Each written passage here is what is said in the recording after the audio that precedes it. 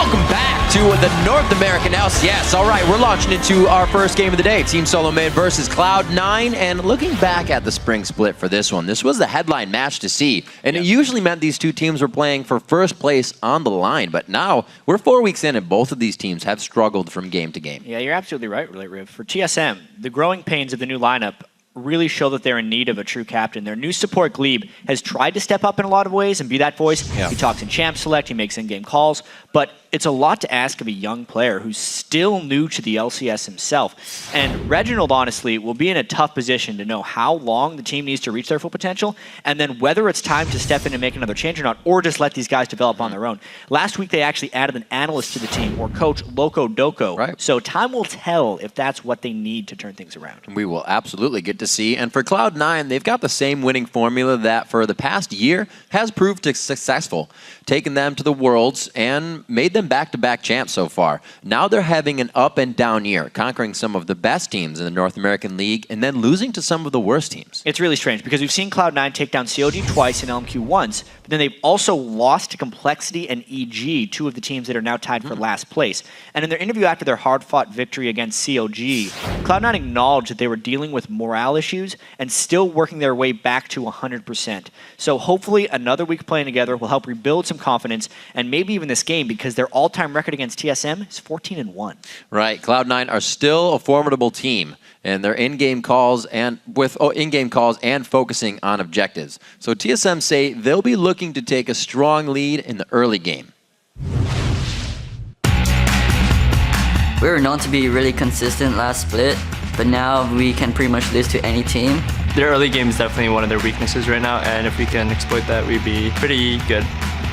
Well, we basically research whatever things we can. All the information we can, we use to kind of create an optimal, pick-ban situation.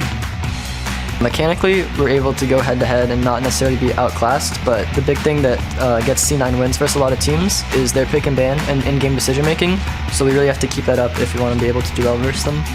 If we get snowballed on off of a dragon fight or two or lane phase, it's very hard for us to come back.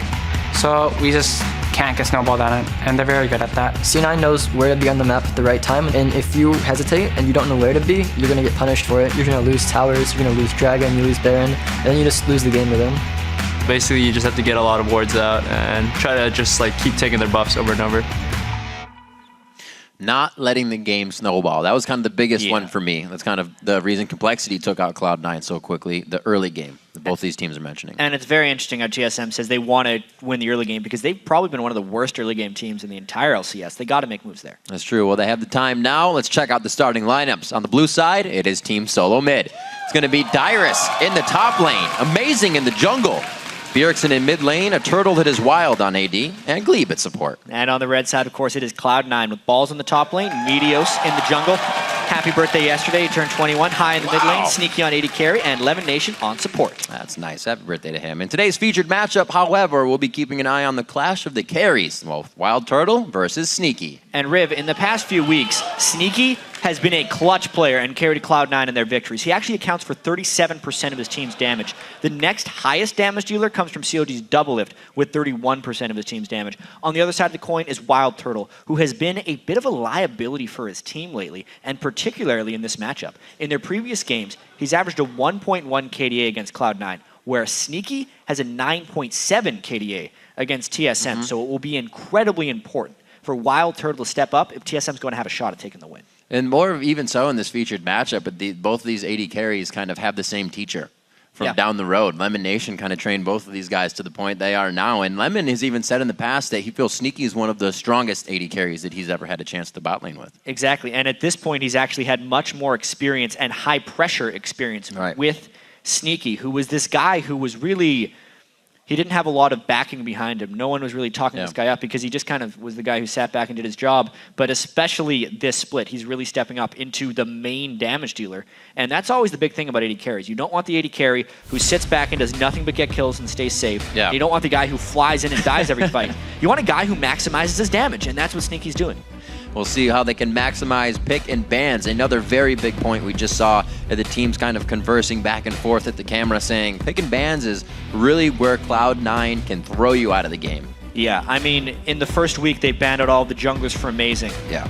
This week, actually, both Meteos and Amazing have been doing a lot of Rengar practice in the jungle. He had been disabled all the previous weeks in the LCS, and the fact that Braum is going to be a pick ban threat, as well as Rengar kind of taking Kha'Zix's place as the fourth big jungler in the North American LCS, I think, will be very interesting to watch throughout this pick ban. Amazing has been trying to help get the team going. A lot of Team Solo Mid in the solo lanes has been a little lackluster, as it usually is. There would either be one big win for them in a solo lane and a carry to the objective portion. We'll see if they can get the lineup they need for that. Banning out the Lucian. Little last ban there. Braum is up. Braum is up. Is the big thing. And every time he was up in the European LCS, he was picked. Not necessarily first, but he was picked. I think a lot of it actually has to do with since he hasn't been out in the LCS, teams haven't been focusing practice on him. Yeah. And if they want to focus practice on him, he's banned all the time in solo queue. If they want to actually do that avenue of practice. So a lot of teams actually haven't played him, which is why I think he wasn't necessarily a first pick priority. Well, he's definitely a dangerous pick once he does get into that lane. So much defense and offense to be had on both sides of the coin from Braum.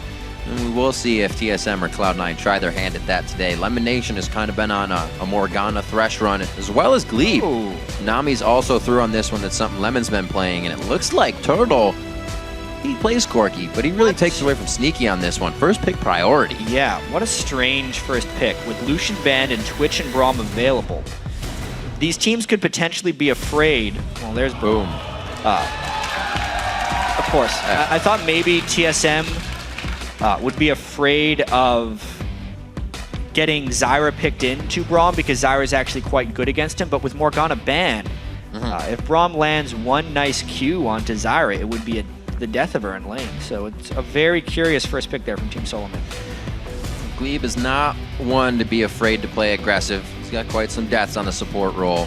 We'll see if he can keep himself alive a little longer or get the 2v no lane going. We see Balls pick up Shyvana as TSM locks it in their side. Balls has 3 straight games on Trundle and then all Shyvana, so he keeps the Shyvana train going for himself. Holy speed picks going on Cloud9 is fast with their picks and bans. They always have been. I mean, we did bring up that Rengar was the jungler that Meteos and Amazing had been practicing, so they didn't necessarily care if Elise went by the wayside. They have a tremendous combination in Braum and Twitch because Twitch can open up and Braum can just stand in front of him or Twitch can stand behind him while his shield is on, and it's a ridiculous combination to try and fight through. Oh my word.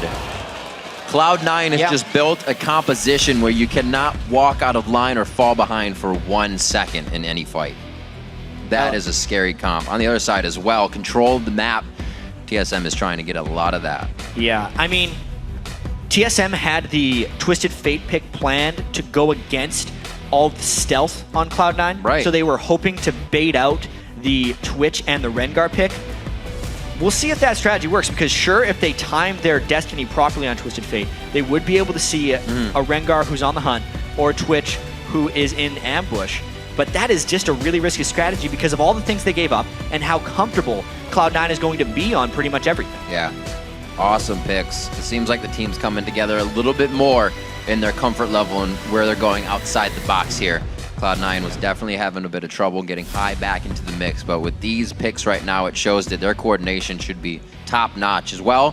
First pick priority for Team Solo Mid. We'll see if that is really something that kind of gets under their own skin. We're going to quickly head over to lolesports.com and see what you think and who will be taking the W. 63% of that vote right now is going for Cloud9. Yeah. I'd probably put my vote that way right now, too. Those Team picks. Comp is looking rather strong. Keep sending those votes throughout the game by sending either hashtag TSMWin or C9Win to @LOLesports. And a little update throughout the game, so you can get your pick in after First Blood just to say, oh yeah, they got First Blood, now I think they're winning. And Cloud9 has pretty much what they want. I mean, Balls hasn't had a super high kill lane. He hasn't been getting a lot of kills this year either. Lowest kills as a top laner, so him and Dyrus are kind of going on the taster's choice of picks, Renekton and Shyvana, when you need to. But High's pick of Fizz, super kill potential on that TF in mid lane. There's a lot of outplay potential there, and High loves to play aggressive. Especially because High is going to try and jump up on the pole every time he would get gold card stunned or anything. So, tricky bit of matchup there. Well, we'll see who has more tricks up their sleeve. We are on to the match here. Week 4, first game. TSM versus Cloud9 is underway. And in this week 4, you can see Cloud9 taking full advantage of the 4.9 patch that we're playing on. Rengar and Braum both enabled this week. Bam! Right off the bat, Cloud9 always a team to try and adapt quickly as possible, especially in the playoffs of the Spring Split when the heal patch came in and everyone was doing the Soraka mid lane. Cloud9 was doing that before everyone else and was the best at adapting to that. Here comes Braum and Rengar.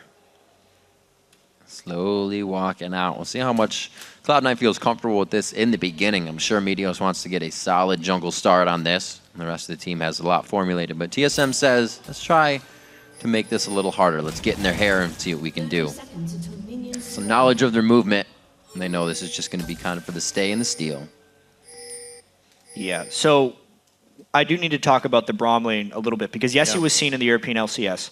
But this is the North American LCS. So one thing the teams were able to do against him in the European LCS and was expected is he's a little bit vulnerable to getting shoved in lane early. So if the other team can get a little bit of wave advantage and keep the minions at Braum's turret, he has almost no kill threat because the only way Braum gets aggressive is if he lands a Q on the enemy. And also he doesn't want to engage on a giant minion wave.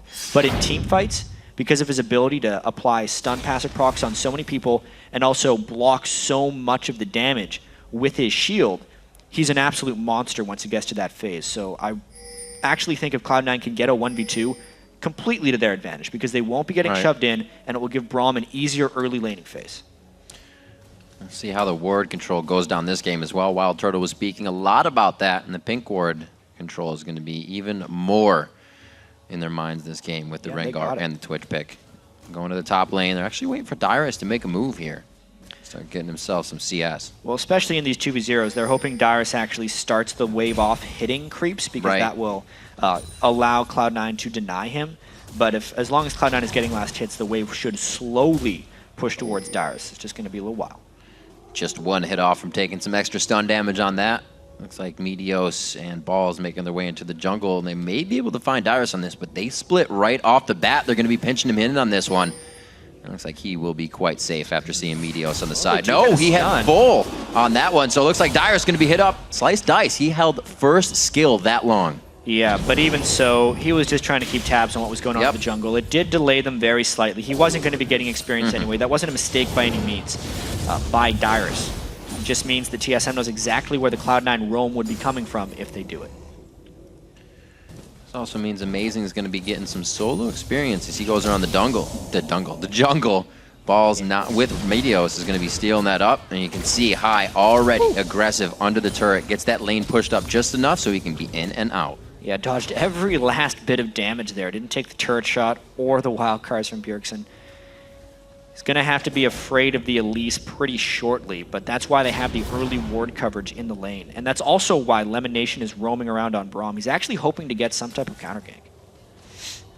This is usually their level 2-3 that they're trying to get. Glebe and Dyrus actually going to answer on this as well. They are perfectly set up. LemonNation throws out the cube. It isn't going to be enough. 1, 2, 3 after the other. High throws himself into the fire, but the whole team has come down. Lemon's a tick away, but he stays alive. Turtle's now here, and that's going to be Amazing going down first. Meteos is back and forth. That's going to be his buffs really helping in this fight, but they know they can't help High anymore.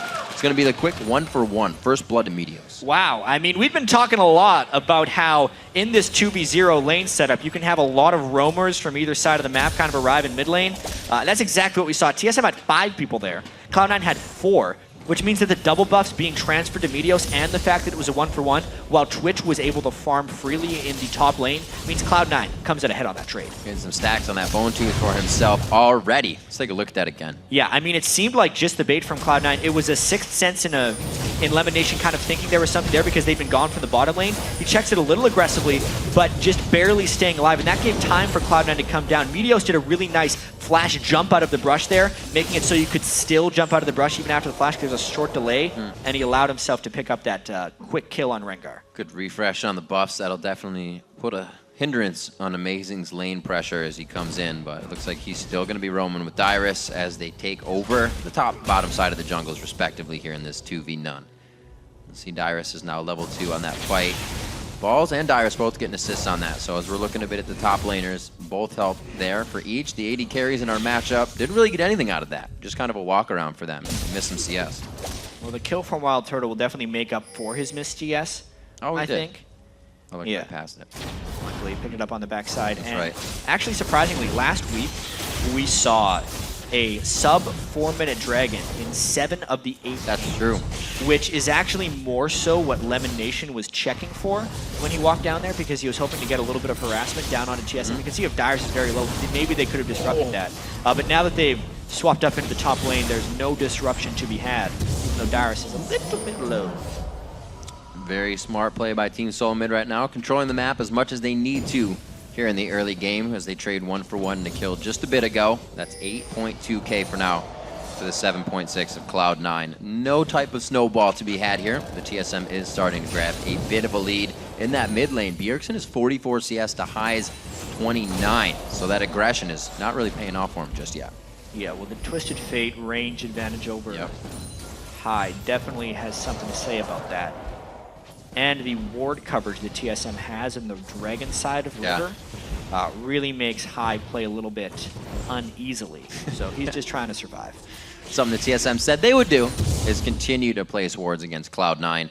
The pink wards actually have not come out yet, something, or at least for Cloud9 rather, on that side to the Dragon. They're still defending their side instead of trying to move that line forward. It shows how kind of weary they are at TSM's control of the map so far. High doing quite well in the mid lane as he tries to get himself back up in that CS, and this Fizz play is not something we've seen of him yet, so he is still trying to show what the champion pool is in the summer split. Yeah, but honestly, High, despite Cloud9's struggles, has kind of been impressive with his champion pool and what he's been able to bring out. Playing LeBlanc early on, he had a Twisted Fate game, a Soraka game, a Lulu game. Kha'Zix is Nidalee, we'd never seen him on before last week, and he landed pretty much every Oh my gosh. spear. He is showing a fair bit of champion diversity. It's like some of it is the kind of confidence that the team needs as well. It seems like everybody else has been bringing their play style up just a few notches to follow up with, the, like you said, the Kha'Zix play, the great LeBlanc and Nidalee play that he can bring out. Yeah. I will say it's very interesting as well how this Cloud9 matchup has kind of evolved over time, with Cloud9 winning pretty much every single one. 15 games, they've won 14 of them. It's true. But if we think back to the playoffs of last split, and even the first game from this split, Cloud9 plays very reserved against Team Solo Mid. It's actually like they've kind of swapped places in a sense, because Cloud9 will be content picking a late game composition, farming up their waves, and then kind of waiting for the team fights to come to them, and really relying on their laning ability against TSM, which isn't the way it used to be approached, but it's been working extremely well lately for Cloud9 against TSM. Definitely a team that they need to stay ahead of, both one game away right now as they match up. Like we said in the beginning, this is usually a game we'd see for first place, but not yet. Not yet at all. They're fighting for 3rd/4th place, depending on who wins. Actually, despite all of TSM struggles, and Cloud9 has been struggling as well, you look into this match and think, oh yeah, Cloud9 is way better than TSM, is what you're thinking right now, because everyone's just been on the TSM hate train. But I mean, they're 4-4 versus a 5-3 team. If TSM wins this game, they have exactly the same record in the LCS and a 1-1 season record against them. I think the big difference perception-wise is the fact that TSM has lost to every team ahead of them in the standings. Good damage from Turtle. Wow. And beaten every team below them in the standings, whereas Cloud9 has been much more inconsistent. So you tend to give Cloud9 the benefit of the doubt in their inconsistency, and you only remember their victories over COG and their win over LMQ, and you kind of forget about the fact that this Cloud9 team lost to Complexity and EG. And it's kind of like situations as we just viewed in the bottom lane. WildTurtle pushing balls out. That's usually a balls 1v1 solo situation where he comes up with a kill. TF right into Rengar as well. Bjergsen coming to the top lane. They were trying to catch Cloud9 feeling comfortable, and they got what they wanted. The Lantern so close. The Lantern is taken. Turret's bent down. There's the Dragon's descent right into the fight. The crowd control from Bjergsen will be there with the blue buff on the gold cards. Does he have enough time? Draws one out. Pulls the flash from the rest of the team. Bjergsen almost going down. Turns at the last second.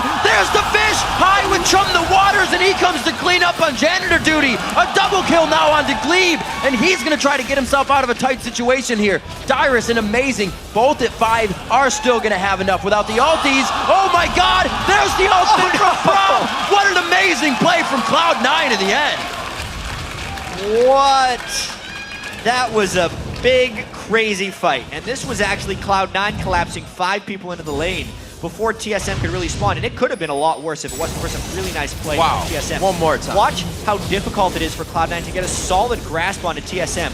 Gleeb's plays and amazing stunts just continually kind of kept them back. Right there, the play onto balls couldn't get in. They flashed right at the last second, right as the skill shots were about to land. Another bowler was dodged. Amazing stuns highs is coming in. So much delayed, meaning this final engage had to happen under a turret because it was an extended 5v4. Even another play by Gleeb to keep high at bay. Yes, that he did eventually get the double kill, but it could have been a lot worse. And now the gold, dead even. Good call by Bjergsen to run away from the team with the fish on. That was real close to hit a lot of people and make the best out of a bad situation there. But like you said, all tied up. Cloud9 absolutely making moves that time. They were definitely playing that lax play, making sure that TSM wouldn't get the upper hand, but felt like they could turn it on for a quick moment there. And that was the mid-game move that TSM tried to make with the Twisted Fate pick, and it arrived right as the Rengar gank was arriving. So in that case, they did it quite well. But struggling a little bit with the CS up the top lane.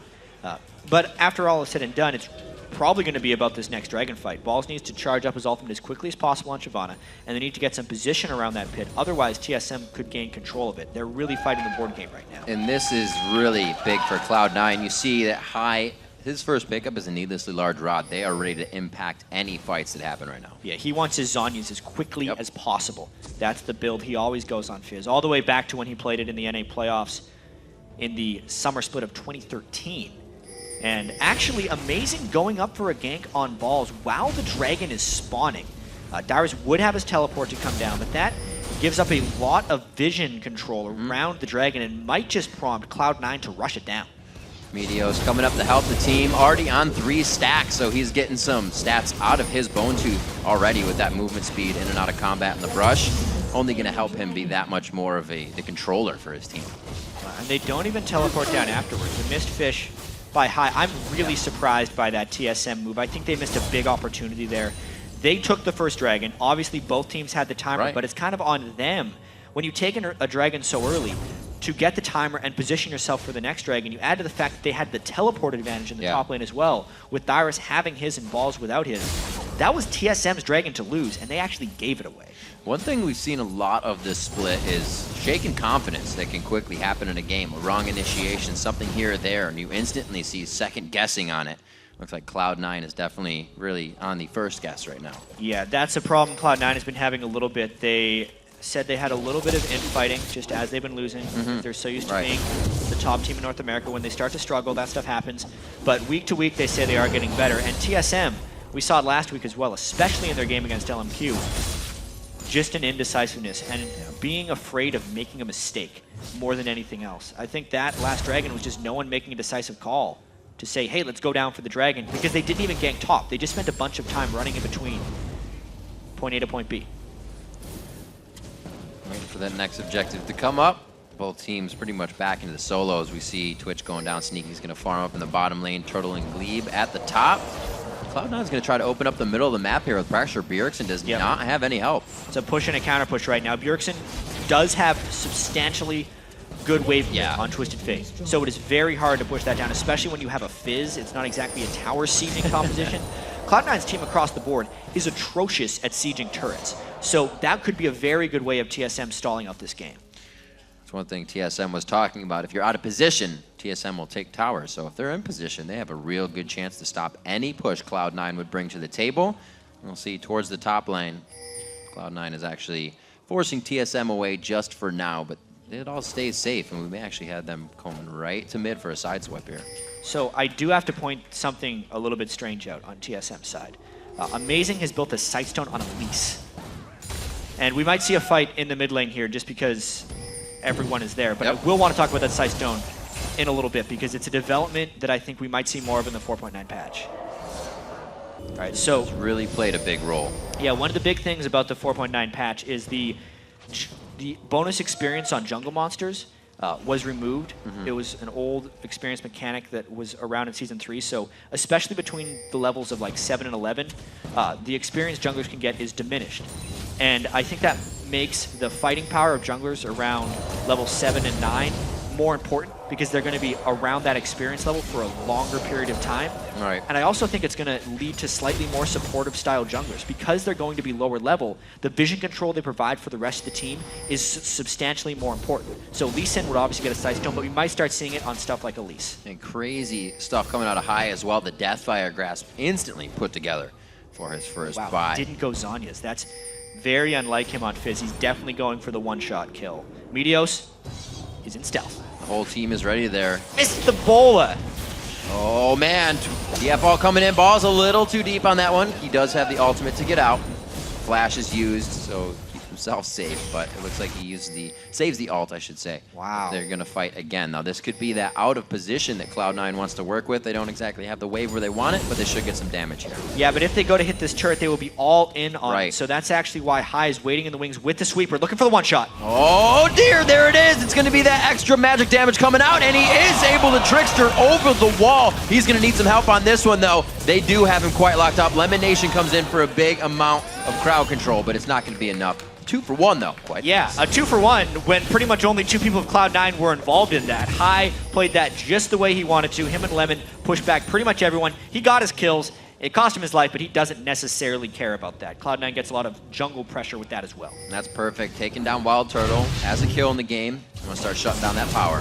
Yeah, and this was a really great post Flash to there. Trickster. Yeah, Wow. it's a flash trickster. You can do that on Fizz. A lot of the European Fizzes were doing that as well. Wow. And then Lemon just came in for the help afterwards, adding some crowd control so High could finish off the second target. Nicely played. It looks like the aggression of High back to normal. 3, 2, and 2 for himself. A little lower in CS, but he is known to not have the highest CS in the mid lane. It's not really his priority. It's getting the team control of the map, and now they're back to help control mid as TSM looks to make their move now to rebuttal that little attack. Oh, is High thinking about going in a little bit? Because Lemon did have a slow landed, and this is kind of the team fight phase where you'd expect the Braum to come in with a bit more strength. So look for LemonNation to make a lot of plays, jumping in with the Fizz, and look for Meteos to have a better ultimate next time on Rengar. That was a very lackluster ultimate he had around the Dragon Pit. Most Rengars, if you're looking for the high amount of damage, you go into stealth, you actually activate your Q before you use your leap in, and then you just press your Q a bunch of times. And in between Qs, you use your other abilities. That time, because he didn't want to jump into all of TSM, he tried a long-range bola stun, because it was empowered at the time, to hope for the rest of the initiation. But once it missed, he had just lost all threat. All right. Keep an eye on Meteos as well as the positioning of LemonNation and High in this. A ferocious team composition by Cloud9 really starting to take effect, but the gold's quite even. So TSM is staving off a bit of this power, and they've still been able to drop 2 turrets on either side of the map for both teams. Coming up on 20 minutes, that Dragon is 2 seconds from being back alive. And it looks like we're gonna get a pretty good fight out of it. Oh, and actually TSM cuts them off, they go! Flash Flay coming in. It looks like it's gonna be one back and forth. These slice and dice for Dragon's Descent. And nothing really going down for too much damage. They follow down Meteos, gets a bit of heal back. It's gonna be a 1v1. Bjergsen gets out the card, wild cards as well. Enough to take it down with the Q from him. And TSM Bjergsen's auto attacks, but it's only the one on each, not even each side, it's just Meteos. What a chaotic fight. Great decisiveness right there by Gleeb. Whoever was making the call was the right one. Whoa. And even jumping up from the fish there, gets High into the fight. Not a good move by High there. Definitely an error he did not want to make.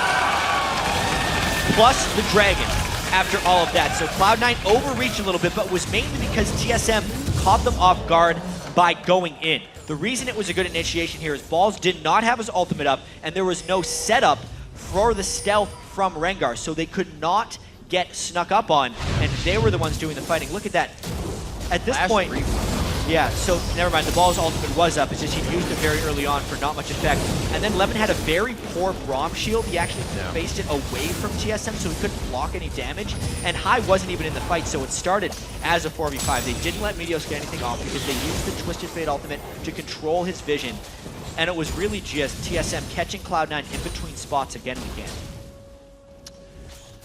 2,000 gold lead coming in for Team Solo mid there as High throwing out Chum the Waters on Amazing. Getting instantly repelled on that.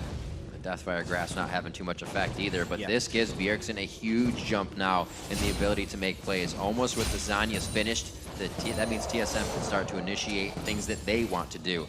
this also helps WildTurtle get back in the game. Another kill to him is Cloud9, we just saw focus him in the jungle solely to stop that.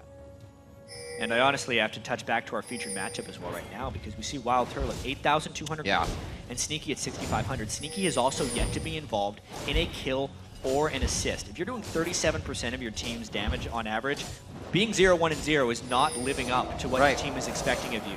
So he hasn't been in position, in part because Bjergsen's vision control with the Destiny has kept him in bad places, and also because TSM has been pushing very strongly and decisively as a team. I also have that tower taking power, Jat. We talked a little bit about it. Cloud9 is a little lackluster, and with a very early Deathfire Grasp, it's not going to be a Lich Bane fizz that fast either. And in addition to not having wave clear, Cloud9 doesn't have any good anti-siege. Yeah. You know, they can maybe initiate on you if they get a flank, but as far as clearing waves, as TSM's coming into their turret, they don't have much. So they're really needing to find fights in the map, and TSM hasn't been giving them to them as of yet. He does land the bowl this time, though. So they're going to get the Chum the Waters out. They do not. Right where they need on it. Waiting on the Lantern. Very nice from Glebe to always be in the right spot at the right time with those so far. Cloud9's running a 5-man squad. This is not normal that we usually see from them. They're trying to figure out what they want to do right now. So Cloud9 is a team that has pretty strong initiation here, but no turret sieging potential. So that means the objectives they can control around aren't turrets. It basically means they need to fight around Dragon and Baron. When they were setting up for Dragon the last time, they didn't have the proper vision control and got initiated on. That was really Cloud9's window to try and jump ahead in the game. At this point, it's actually TSM who gets to make all the moves until the next Dragon or Baron is up, because if TSM can ward up properly, they can keep their distance from Cloud9, use their range advantage, and play it safely. It's just a little bit difficult to avoid the flank attacks from Cloud9, which means TSM needs really good wards, which of course is why they have 2 Sightstones. So it's actually really smart by TSM right now. Perfect that you mentioned the wards. Even the pinks and the greens that sit in TSM's inventory right now, and they're not just being placed willy-nilly. TSM's moving up, knowing when they can control those positions with the pink wards, and then they'll be placed. Very nice control. Just a line right down the river. Nobody's going to get into their side of the jungle without their knowledge. Yeah, it's so nice. The Sightstone on Elise is a very uncommon purchase, but it makes so much sense in the context of what TSM is playing against in Cloud9, a team that is all about trying to find picks and initiate on you, and nothing about sieging. So TSM knew what the priority was this time, and amazing, made the adaptation. High still waiting to build up a bit. Wes Bjergsen finishes his 2nd item now, having that Deathfire Grass kind of plateaued him as it didn't work out the way he thought it would. We'll see what TSM has in mind here, Jad. It does not look good for C9. Looks like they'll be able to back off, though. Quickly seen with the minions in mid. It's Cloud9 now clearing out some wards. That 5 seconds it takes to hit a pink ward is very dangerous. They can't even get it at this point. Balls wasn't near.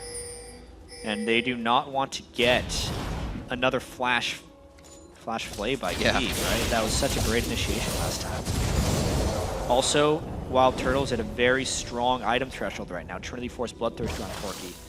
It's probably Corki's strongest point in the game, whereas Sneaky doesn't even have his Phantom Dancer yet. If he did the patented Twitch open up next to the enemy AD carry, he would just die. He wouldn't actually kill WildTurtle. WildTurtle would blow him up. WildTurtle could definitely show some numbers this game. The lowest amount of kills in the game is an AD carry, 4.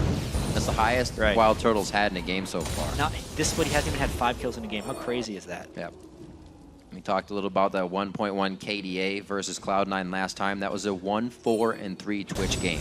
So now he takes that Corki away from Sneaky and shows him what for, even though we had the same teacher. Teacher was on Braum right now. Yep. Needs to do some nice defensive moves the next time TSM initiates on them. But if they keep getting caught out like this... Oh no, teacher, look out! He's to be all right. He's safe. Yeah. The students help the teacher. Well, is he actually? Shyvana's not there. That Zanya's play. This is what they said they would be available to do. Just throwing out the Destiny makes Cloud9 scatter, and they're not able to control the kill to LemonNation. Cloud9 is out of sorts, and TSM is the team playing together right now.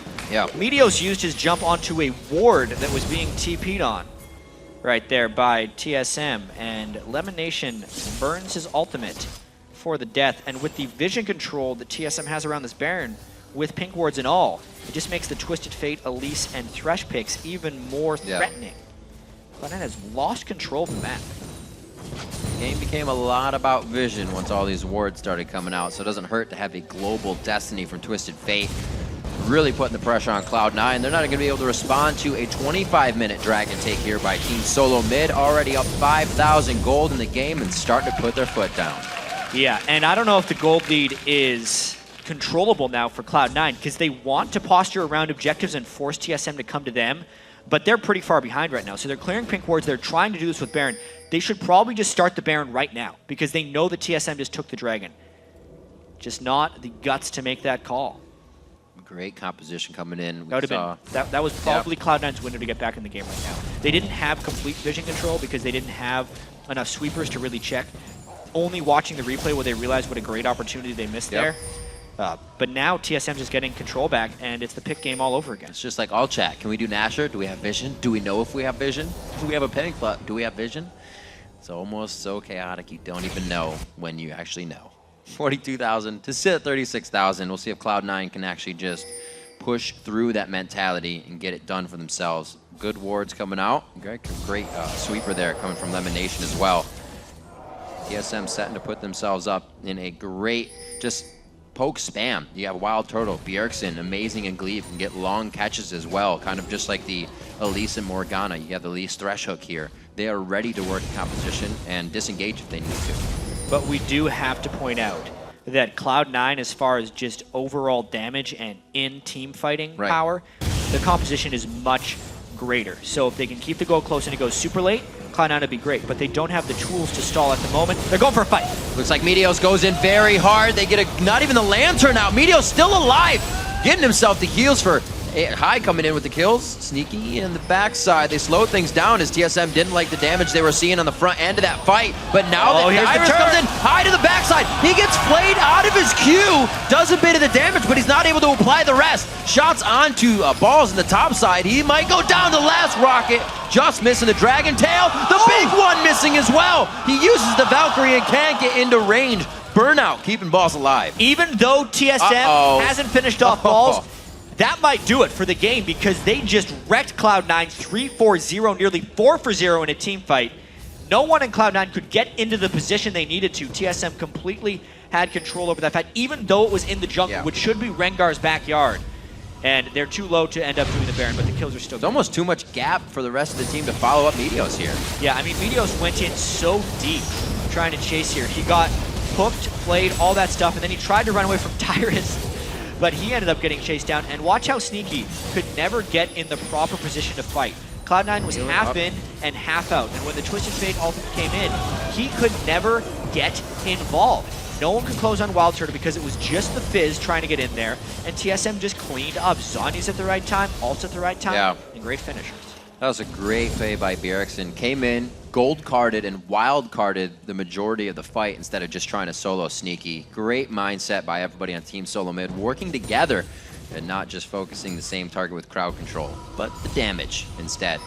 47 to 38 now. It's looking more and more grim for Cloud9. 5 turrets to 3 as TSM starts to open up the map like a Christmas present here, and they're about to find out what's inside quite soon. Not getting to the mid inhib now. Baron's going to be there, and then maybe to the bottom turret if they want. TSM needs to start baiting around Baron as well, and they know that just now. They pushed out the mid lane, they see Sneaky in the bottom lane. It's not a matter of baiting when they can just take it right off the bat. Strong play all around. This kind of control, you definitely know TSM is back on the rise in their gameplay. Sneaky doing what he can to kind of counter that gold and stacks that TSM just grabbed a hold of. Is 3 of 4 dragons, and the first Baron of the game is in their pocket. What a turnaround for TSM. I mean, considering how bad they looked last week, they looked completely uncoordinated against LMQ. A new coach. They had some of the worst early games. They did win against Curse. But the fact that they lost to every team above them and beaten every team below them, it didn't seem like TSM could go very far. But now the fact that they've only beaten Cloud9 once in 15 tries, and they're looking to beat them very handily here in the second game they've played them this summer. It's going to be great for their momentum. Look around the board at how many teams have grabbed an extra coach or a coach in general. It's almost a momentum push for the team. You get a coach. Dignitas now has 2. It seems like they surged in power. TSM figures, let's grab one of our own. We need kind of an outside look on the end. and I'm sure we'll get to know a lot more of Loco Doco as the season progresses. Yeah. But he is a guy who's had a lot of ups and downs in his career. He's been around since the very start, really, of League Esports. He's played in the OGN Champions Final in Korea. Yeah. He's had 2 stints in North America, once playing for CLG, once trying to qualify with a team of Korean players. You know, now he's back coaching TSM, so he has experience. It's just a matter of making it work. We'll see if his knowledge and power can really give the team what they need. Balls putting on the blue suede shoes for a set. They are dedicating quite a bit to taking him down. They'll get a turret out of it here. But what can they lose out of this? A lot of their crowd control is down, and it looks like they're just too powerful, really, Cloud9 to even give it a second thought. Yeah, pretty big mistake there by Cloud9. Balls can't be out there trying to defend that turret. They want to get a flank attack, but now they have no Shyvana. Oh, boy. Kai's coming in from behind. They might just try and go for it. Beautiful. Maybe? Oh, he got out! Threw it on. He has the Quicksilver Sash for himself. Chum the Waters doesn't do anything here. Bjergsen goes into the Zanyas, and they are still ready to formulate the fight. Already taken down LemonNation. The huge crowd control from the team is down. High is going to try to do what he can now, and I don't think it's going to be enough. Uses the Q to dodge out and kind of do a little bit of a trickster, but it's not going to work. TSM reads it like a book. Try as Cloud9 might, they're just one step behind. A McHale's and a QSS on WildTurtle. Yeah. So good luck. I was wondering what all those getting a circles shark were. to stick on that guy. They also have they also had the heal from WildTurtle that came in at just the right time. They had Zanyas on Bjergsen to keep him safe, and Cloud9's initiation was not together, really. And look at even the health when they start this fight. Cloud9 is lower than TSM is. When you QSS the shark, you don't stop the shark, but you stop him from following you. Yep. Then they put the shield on him as well, so WildTurtle was completely safe. LemonNation tried to frontline, but they had no initiation from Shyvana ultimate, so they could not punish TSM for grouping as well as they wanted to. Sneaky for the first time gets a great Twitch ultimate off, but they're behind so much at the time, it just doesn't matter. And then barely Glebe survives through the Twitch poison because of his shield. So just a series of unfortunate events for Cloud9 in that team fight. This composition becomes almost impossible for High to hit a fish on. You got a Zanya's, Turtle's gonna get his silver, or the Mikhails, and Amazing can just dodge out of it. The other two have the HP to take it. It's becoming harder and harder for Cloud9 here. They went through picks and bans so fast in this one, but did not get the start in the game they wanted. Yeah, I mean, they picked themselves into a corner with the team composition. It's not a bad team composition, but it's just when they fall behind, they don't have much to do. There's a jump. See what can happen here. There's the 1-2, a 3 possibly coming in. There's the Zanya's denying that. Can he get over the wall? And he does, but the follow. Oh, Glebe is there. The rest of the team is there. Oh my God, Bjergsen stays alive. 41 seconds on Meteos, 45 seconds on High. They are running amok right now, and TSM's gonna be looking for the Nexus soon. Yeah, Bjergsen does have 2 void staffs, and I think that's one of the reasons that play was so aggressive for him right there. No need to have the 2 void staffs, but he at least, he's keeping them. He's fully committed right now, doesn't want to lose the AP. I like it. Still, the Zanya's baiting into everything else is great, and you can see the gold difference over time in this game is just trending upwards and upwards. It was close until the team fight started going for TSM. Ever since, they got the vision control from the Elise and the nice initiations from Glebe. Cloud9 really not being able to stay on par with that gold increase. And it looks like a few more kills. Shuts down Meteos and High. Very vocal players for the team as well. Hopefully Cloud9 keeping their heads in this one. TSM's looking to close out the game quite soon. They have everything they need to continue diving on these turrets. And WildTurtle on the backside. No wave clear from Cloud9. They might just have to fight right now. That's a one. Oh, Glebe out of the Dragon. The set. With the play, very nice. Ball's trying to do what he can from the back line. Dyrus level 16 with Dominus on in the front. Sneaky gets a kill that he needs. Bjergsen sidestepping back and forth. No Zanya's for that, but it hardly even did damage to him from the Chum the Waters. It's a turnaround somehow now. Cloud9 is getting shredded. There's the 1, there's the 2. A triple kill coming in for WildTurtle as he throws on the shell. And the first pick, Corky, comes up huge. Triple kill right there from WildTurtle, and it was the peel of TSM. They moved back as a unit as Cloud9 tried once and again, dive and dive and dive, and they just couldn't make it to the targets they needed to. Now, they're trying to kill the Nexus. Turret's going down. That's 1 Nexus turret. Not even gonna have time to get back to the Baron because they don't need it. Team Solo Mid trying to come out big on this one. Focusing completely on the turret. That's gonna have to be a gold card from Bjergsen. Oh, he gets the flame breath. And they're gonna have to be getting out on this one. We said it before. WildTurtle only got the 4 kills before. Real fast right now and invisible. Uh-oh. There's a repel. Phosphorus comes out for more vision. That's very nice. You could see how scared Meteos was of WildTurtle right there. Just so much damage from Corki. He could not wait around for the repel. We got to take another look at this fight, though. And the play on the Shyvana ultimate was just right. Doesn't even get close for the damage. And that may well have decided a large portion of this fight, because if we look at the open that Sneaky had, it was rather impressive, as there was a Flaming Dragon in there throughout that. WildTurtle may have been a lot lower. The Shark onto Bjergsen may have done a lot more work, and the turn would not have been possible, but as it was, teleporting right next to Sneaky and getting that stun is what allowed WildTurtle to be so aggressive, so they had to do that as a unit in order for it to work. Turtle back to his roots on this one. 10-1-5. So much for not getting 5 kills or more in a game. Looked like he changed that one. We can say this KDA is definitely better than his first game against Cloud9 at the 1.1.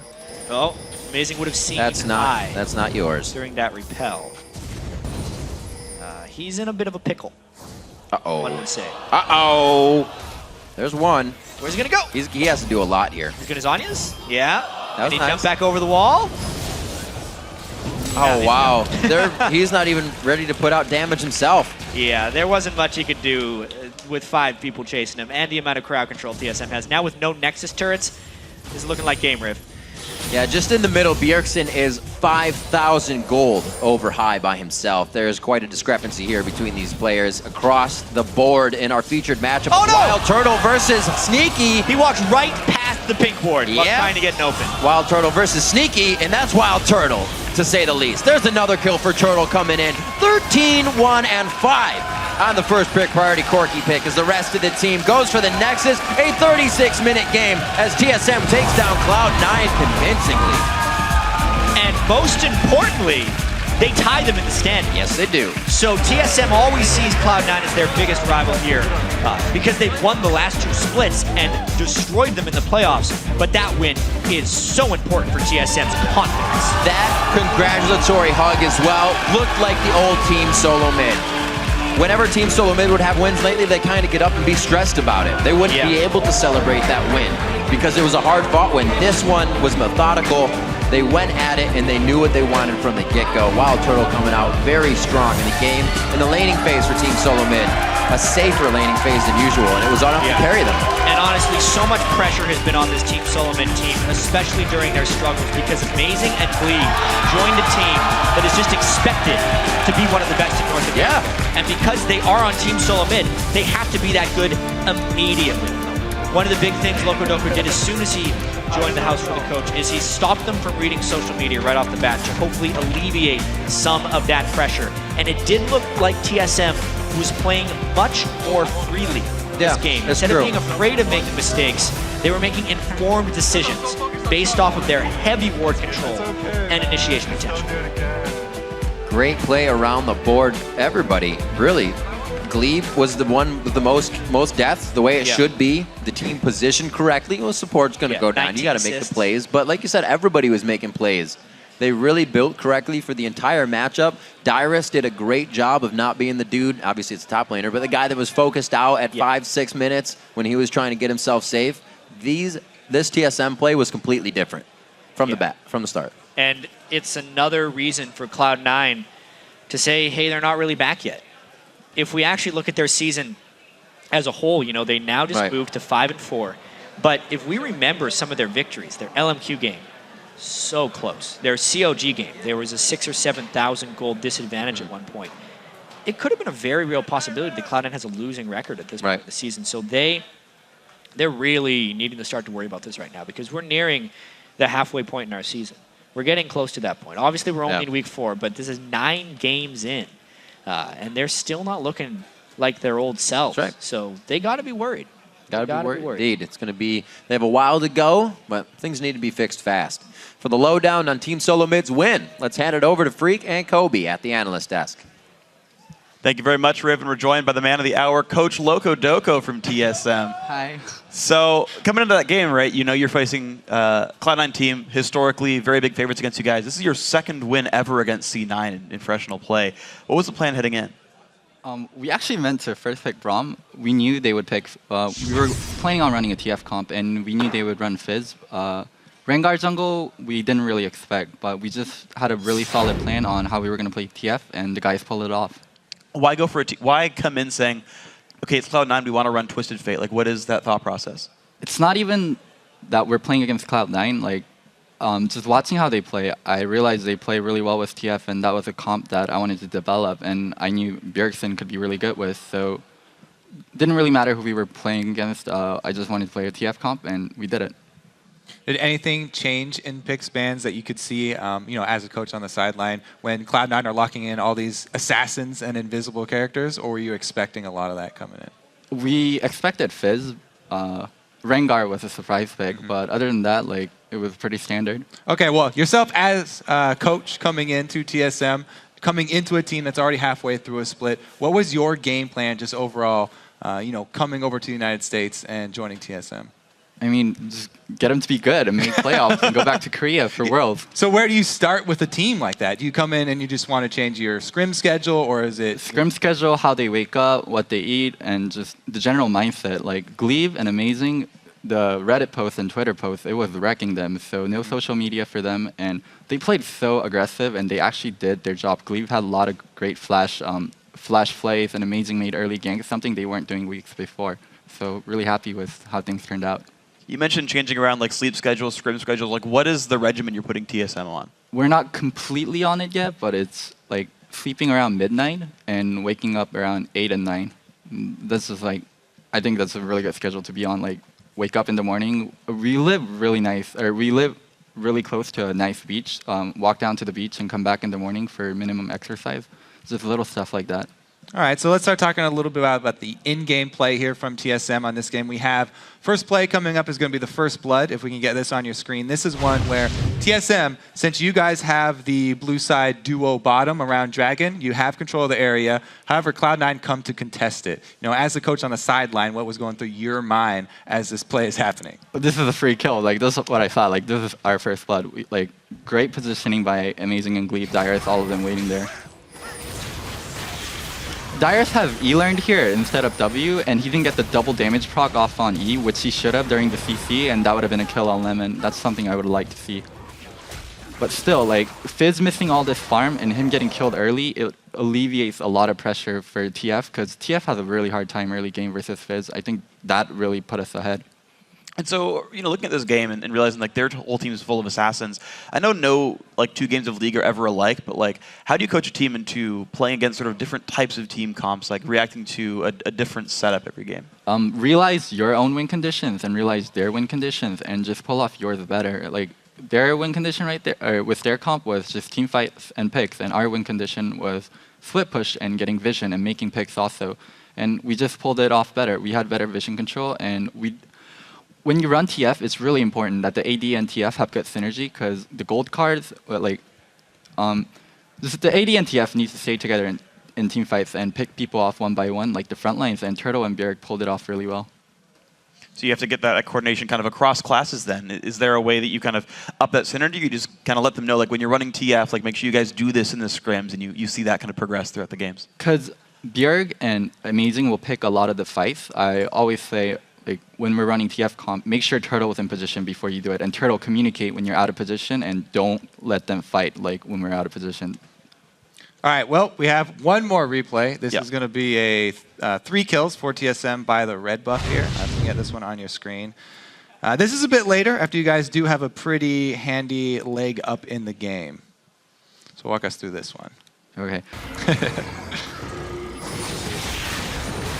Oh, okay. This fight, they committed so much on Turtle, but Turtle still lived, and he can get his full damage off now on Shyvana. And Dyrus got the kill on Meteos after he committed and used all his damage. So now it's just easy cleanup. And then high commits right there, and Glebe gets such a good play off right there. So you were talking before a lot about win conditions, and a lot of the guys have been using that term. Basically, those are like the strengths of the team comp that you have picked. What fights will be an advantageous scenario for you guys, and you want to obviously fight as many of those as possible. How do you go about coaching a team in that? Do you bring examples of specific team comps and say, this is a team comp that has a lot of mobility, and they're going to want to do X, X, and X? Or how do you bring that to the attention of your players? we go through the pick and bans like in scrims, and after the pick and bans are over, I talk to the guys like, okay, this is what you need to do with your comp. If you have an Italy, then you poke and you get side vision and make sure you don't get flanked. If you have TF, then you have strong laners that can coordinate ganks with them. Just talk about win conditions, and if they don't pull it off right in game, just go through the replay and show like you should have been doing this and this there. Just go over what they did wrong. So speaking of going over replays, then you guys just finished your match. You have some time now to collect yourselves and think to tomorrow's game against Complexity. Have you guys thought about that yet, or is it going to be, bounce from this and go? Well, I want to watch what Complexity plays today and scout a bit. We have something planned, and depending on what they played today, we're going to adjust our second plan on what we use. So you come into a week actually knowing what you're going to play in Game 1 and Game 2? Yeah. That's awesome. It's good to hear that you guys I don't know, I'm always curious to see how teams kind of prepare. Is the thing you're looking at them to play Rengar on West Rice, or is it more of a mid lane oriented like in? I can't tell you, Cody. Okay. I think it's Rengar on West Rice. That's what everybody's looking at. We'll see that one happens. Okay, so from here, you guys have looked a whole lot better. How long do you guys hit #1? I mean, how long? Because I know you want to hit #1. I know your goals are world. That's a free question. Yeah. I want to know how long it takes to you hit that. If we can keep this up, I mean, I feel like we're gonna have a positive record versus everyone. Like, how many games does it take for us to get #1? Right now, you're what, 3 games back of first? So Okay. if you can cause 3 losses on Dig. So it's gonna take 2 weeks. 2 weeks. Okay. 2 weeks first place. I like Don't that. quote me on that. Too Don't late. quote me on It's that. Don't already quote me on happened. that. Look at Oh, God. 2014, 2 weeks first place. We got to take a quick break. When we come back, we're going to jump into our next match with Evil Geniuses taking on LMQ. The summer split continues right after this. 2 weeks. 2 weeks.